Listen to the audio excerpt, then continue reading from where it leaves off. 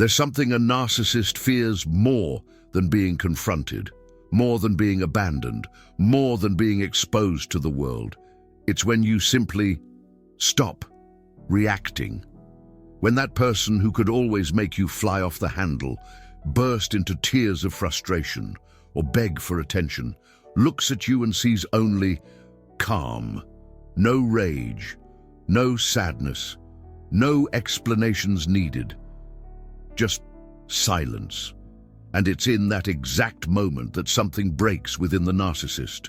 Something they didn't even know could break, because the narcissist lives on reactions. It doesn't matter if they're positive or negative, admiration or hatred, love or rage. It all serves as fuel. But when the fuel runs out, the engine stops. And what happens when the engine stops is what I'm going to explain in this video.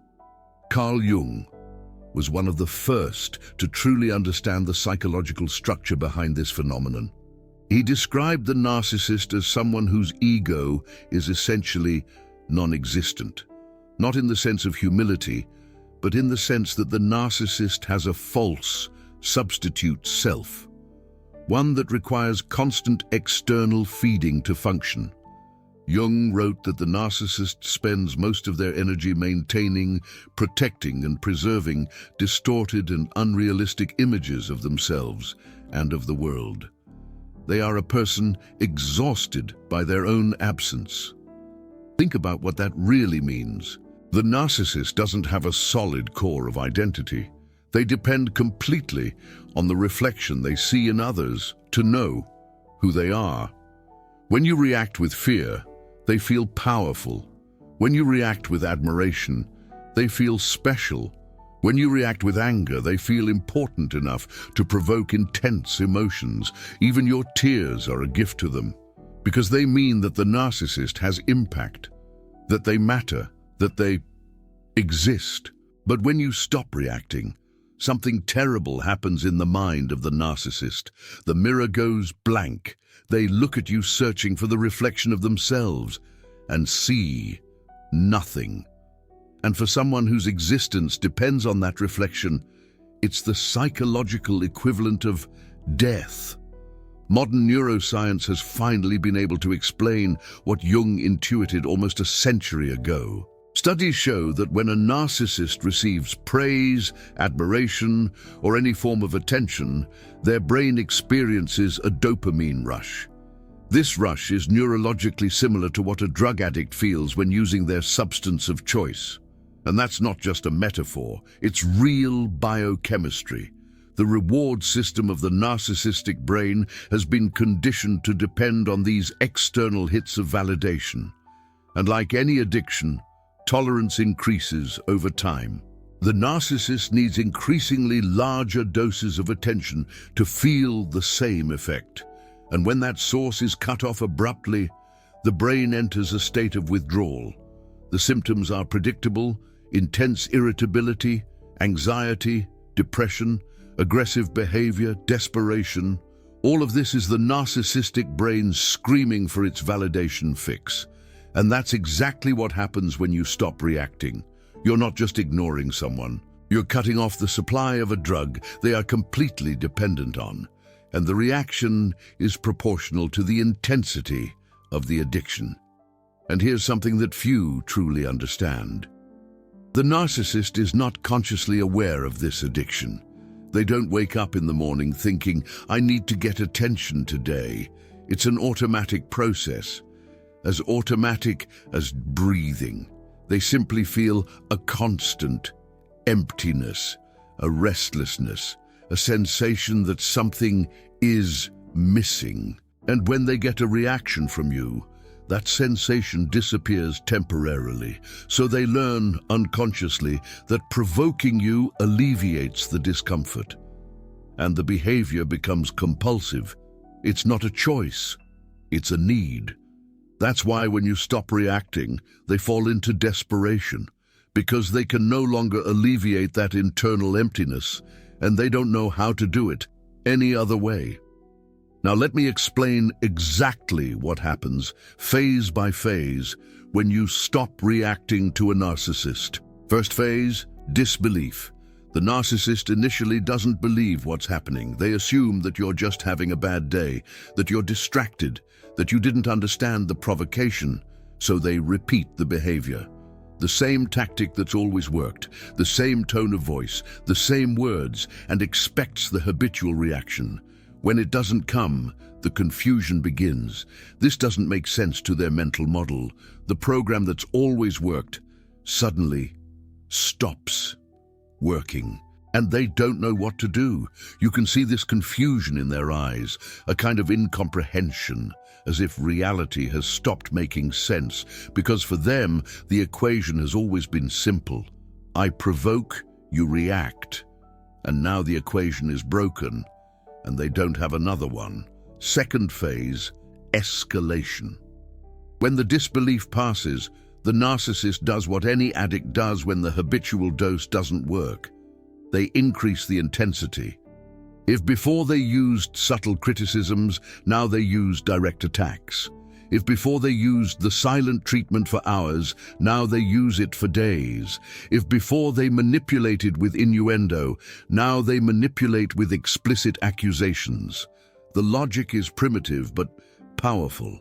If this worked before, I just need to make it stronger. This is the most dangerous phase, because the narcissist is testing your limits, desperately seeking the point at which you will break and react. And if you give in at this moment, they've learned that they only need to escalate enough to get what they want.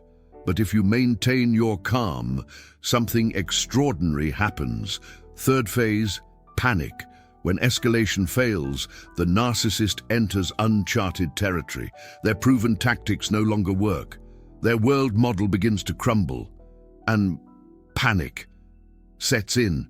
This panic can manifest in various ways. Some narcissists become paralyzed. They literally don't know what to do or say. The program has crashed. Others oscillate rapidly between extreme rage and despair. They may scream, cry, threaten, all in a matter of minutes. Still others attempt a drastic change of strategy. Suddenly, all abusive behavior disappears. They become the most loving, attentive, and remorseful person in the world. You will see versions of them that you haven't seen in years, maybe versions that you've never seen. The person they pretended to be at the beginning of the relationship suddenly resurfaces. You will wonder if they finally understood, if they finally changed. They haven't changed. This is despair disguised as love, promises of change, declarations of eternal love, grand gestures. This is called delayed love bombing, and a desperate attempt to restore that supply through positive means, since the negative ones have stopped working. But make no mistake, the goal isn't to make you happy. The goal is to make you react, because any reaction, even gratitude or hope, is fuel. Fourth phase, collapse or discard. If the panic doesn't result in any reaction from you, the narcissist faces a choice. They can enter a psychological collapse, or they can discard you and seek another source of supply. The narcissistic collapse is something Carl Jung described in terms of the disintegration of the false self. When the defenses fall, what remains is a profound emptiness, shame, a sense of nothingness, severe depression. This isn't necessarily permanent. Most narcissists eventually rebuild their defenses, create new false selves. But in the moment of collapse, you see something rare, the narcissist without a mask, and it's usually not grandiose. It's scared, small, desperate, a lost child in an adult body, desperately looking for someone to say they're okay, that they're special, that they matter. And when no one says it, they don't know who they are, because they never developed a real identity, just masks they wear, depending on who's in front of them. And without an audience, the masks have no function, and what remains is emptiness. Discard is the alternative to collapse. Instead of facing the internal void, The narcissist simply replaces you, someone who still serves as a functional mirror. And the whole dynamic starts again with another person, while you, finally free from the cycle, begin to heal. There's a method that narcissistic abuse specialists have developed that uses exactly this principle. It's called the gray rock method. The idea is simple. Become as emotionally non-reactive as a common gray rock. No interest, no drama, no color, nothing worth noting. The method wasn't created by academics. It arose from the real experience of abuse survivors. A person using the pseudonym Skylar described the method in a blog in 2012. And since then, it's helped thousands of people break free from relationships with narcissists. The theory behind it is that manipulative or narcissistic people crave attention, control, and emotional reactions from others. When you refuse to show emotion or interest, like an inert and drab rock, theoretically, the person will eventually get bored and leave you alone. And this cuts off the narcissistic supply. But the method has its complications. Experts like Dr. Ramani Durvasula, one of the foremost authorities on narcissism, warns that the person can get very angry when you refuse to react. Right after the anger or escalation, you might get the behavior you want if you continue applying the gray rock, but you need to be tough as stone to withstand it. The hardest part is enduring the initial stages. When the narcissist reacts with anger, frustration, or cruel comments trying to provoke a response, you need to be extremely resilient to stand there and endure it. Now I want to explain why stopping reacting is much more powerful than any confrontation. Most people who deal with narcissists try active strategies: confronting, explaining, proving they're right, exposing the lies. None of these strategies work. And I'll tell you why. When you confront a narcissist, you're giving them exactly what they want: attention, energy, proof that they matter enough to provoke your anger.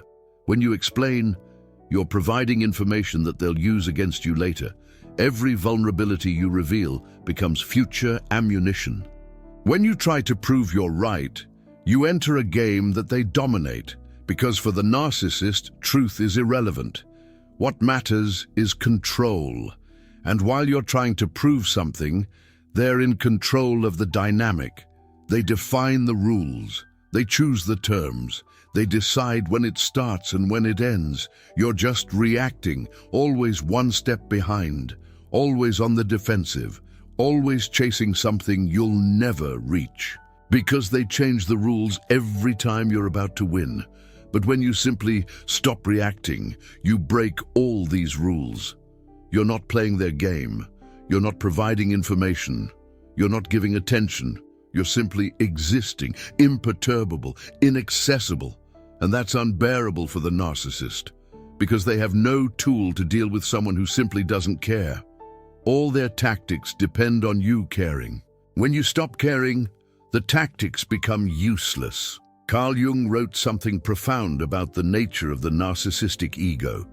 He said that in narcissistic disturbances, there's a withdrawal of energy from the function of reality.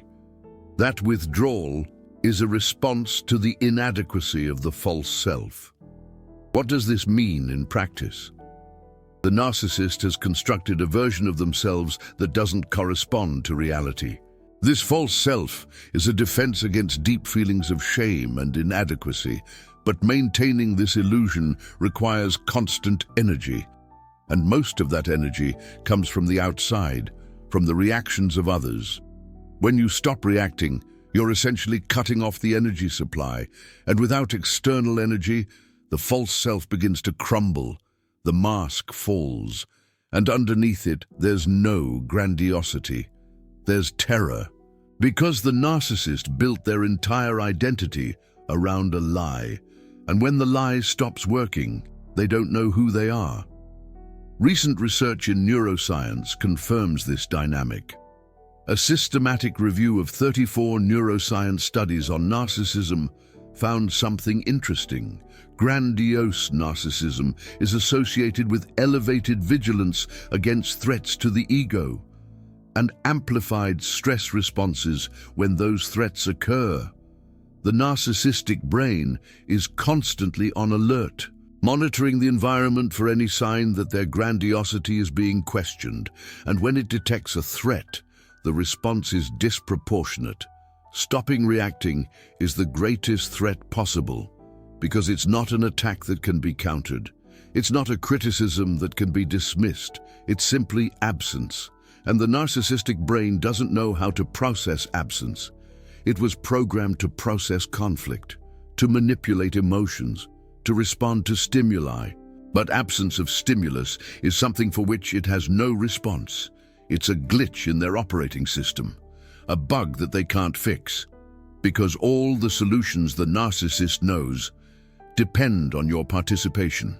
They might attack you, but if you don't react, the attack fails. They might shower you with praise, but if you don't react, the praise is meaningless. They might ignore you, but if you're no longer seeking their attention, the ignorance is powerless. They might threaten you, but if you show no fear, the threat loses its sting. All their weapons depend on you, and when you remove yourself from the equation, they are disarmed completely. Then they panic. Let me explain how to put this into practice. First, you need to understand that stopping your reactions doesn't mean repressing your emotions. It doesn't mean pretending you're not affected while you're dying inside. That's unsustainable and damaging to your mental health. Truly stopping reactions happens when you genuinely don't care anymore, when the tactics that once worked become transparent, almost ridiculous, when you see the manipulation happening and feel nothing. This transformation is what I explained in the previous video about the cold empath. It's a real neurological shift. Your brain literally rewires itself to stop reacting to that specific person. If you haven't reached that point yet, there are practices that can help. First practice, mental distancing. When the narcissist starts a provocation, imagine you're watching the scene from outside yourself, like a neutral observer, or like a researcher studying the behavior of a strange species. This distancing creates a barrier between you and the automatic reaction. Second practice, intentional delay. Instead of responding immediately, pause. Count to 10. Take a deep breath.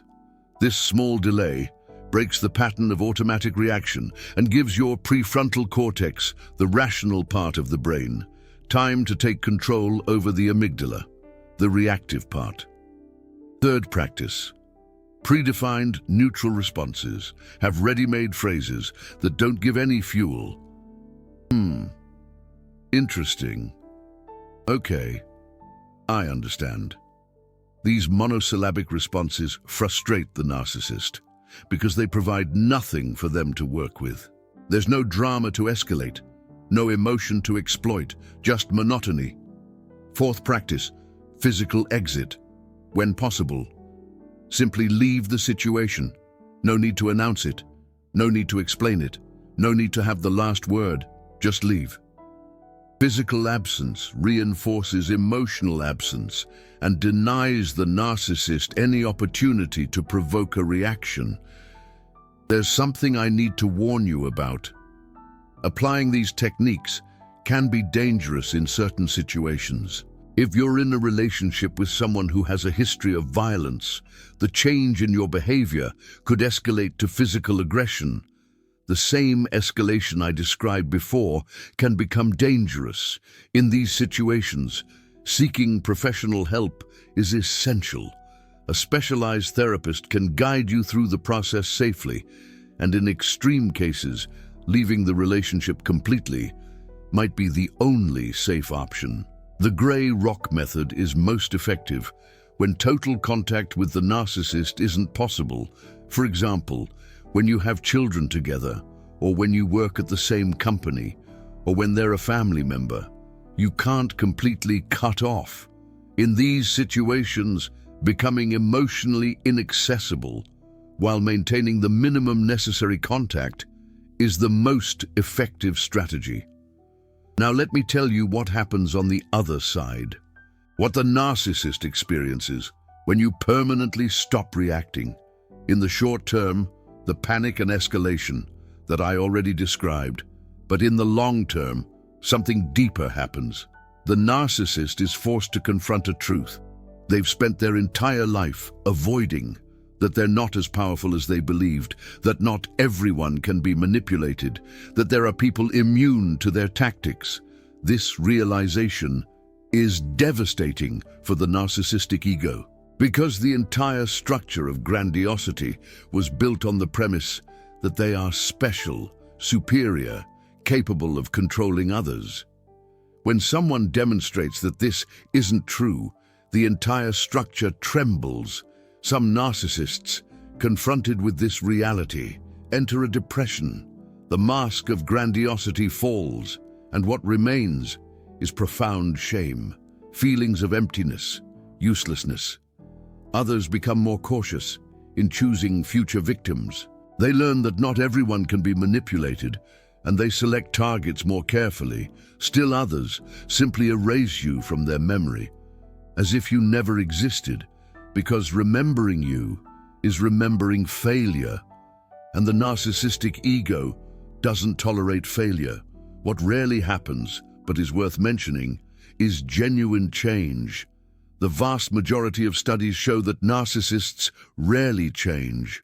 A meta-analysis of 51 studies with over 37,000 participants confirmed this, but in rare cases, the collapse caused by the loss of fuel can be the starting point for therapy, for self-awareness, for real change. This is extremely rare. Don't count on it. Don't make it your hope. But it's not impossible. For you, the person who stopped reacting, the effect is profoundly liberating. When you finally manage to be in the presence of the narcissist without reacting, something changes permanently. You realize that the power they had over you was completely illusory. It was based on your reaction, and your reaction was based on fear, hope, or the need for validation. When you stop fearing, hoping, or needing validation from them, the power disappears, like a magic trick that loses all its effect. When you discover how it works, you look at the tactics that once destroyed you and see only a predictable pattern, a repetitive algorithm, a program running on loop, and that program no longer has power over you because you left the game, not by playing better, not by winning, simply by refusing to play. Carl Jung wrote that the process of individuation, of becoming a complete and integrated individual, often requires confronting and overcoming toxic dynamics. The relationship with the narcissist, however painful it may be, can be the catalyst for this growth because it forces you to develop parts of yourself that didn't exist before or that never had a chance to develop. The narcissist unintentionally pushed you to the limit, and at the limit you discovered resources you didn't know you had. The ability to maintain firm boundaries, the ability to remain calm under pressure, the wisdom to recognize manipulation instantly. These aren't skills you would have developed in normal circumstances. Ironically, the narcissist has taught you how to be immune to narcissists. They were the most brutal teacher you've ever had. The lessons were painful, the classes were traumatic, but the learning was profound. And now you know things that most people will never learn. You recognize the red flags, almost instinctively. You see through the masks. You sense the manipulation before it even begins.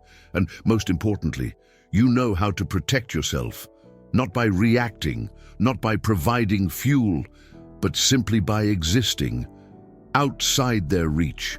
And that immunity is permanent. Once your brain learns not to react to this kind of manipulation, it doesn't forget. It's a neurological upgrade that shields you for the rest of your life. Think of it like a firewall. constantly running in the background. You might be wondering if this means you've become cold, insensitive, incapable of feeling. The answer is no, absolutely not. What you've developed is selective sensitivity, the ability to choose with whom and when you share your emotions. With genuine people, you remain capable of deep connection, perhaps even deeper than before. Because now you understand the true value of a real connection, a connection free from ulterior motives. You know how to recognize when someone is trying to manipulate you versus when they're genuinely interested in you. And you can open yourself up completely, but only to those who deserve it. While remaining a grey rock to anyone who tries to exploit you, this isn't coldness, it's wisdom, pure and simple. It's the ability to protect your emotional energy while still maintaining the capacity to love. If you're in the midst of this process right now, I want you to know something. It's going to be difficult at first. The narcissist will escalate, guaranteed. They'll try every single tactic in their playbook. They'll alternate between rage and delayed love bombing. They'll accuse you of being cold, insensitive, the real narcissist.